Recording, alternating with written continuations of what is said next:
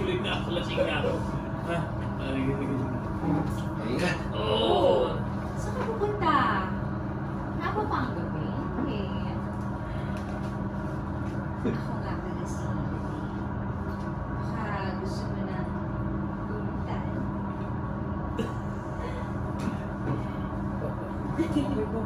Saan ba pulutan dito? Oh.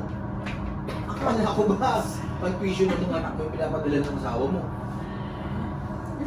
Ako na bahala siya. Napabun.